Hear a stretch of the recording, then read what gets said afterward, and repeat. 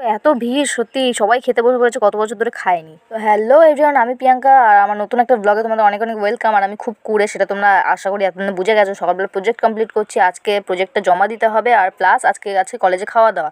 তো চলো প্রজেক্টটা কমপ্লিট করে নিয়ে তারপরে একটু রান্নায় মাকে একটু হেল্প করলাম। তো এখানে সিম আলু আর তরকারি হচ্ছে, সেখানে আমি রেডিমেডি হয়ে চলে যাচ্ছি। আর গেট রেডি উইথ মি আমার অন্য চ্যানেলে দেওয়া আছে। তো চলো এখানে আমার প্রজেক্টের আঠা মাটা লাগাবো এখন। আঠা বলতে ফটো লাগাবো। তো ফটো লাগানোর পর একটু চা খেয়ে নেবো।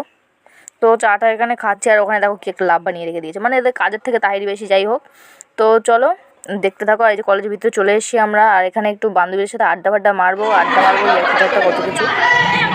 এ 7 দিন ধরে খেতে পায়নি, তাই ভিখারির মতন তাকিয়ে রয়েছে। এ হেসে হেসে মরে গেছে। তারপরে এখানে লাইন দেখতে পাচ্ছ, আর এত ভিড়। সারা বছর যারা নাকি কলেজে আসে না তারাও এসছে আজকে আর এই ভিড়ের মধ্যে। আমরা তো বাকি পার্টটা দেখার জন্য অবশ্যই চ্যানেলটাকে সাবস্ক্রাইব করতে হবে, আর এই ভিডিওটা একটু লাইক করে দিও।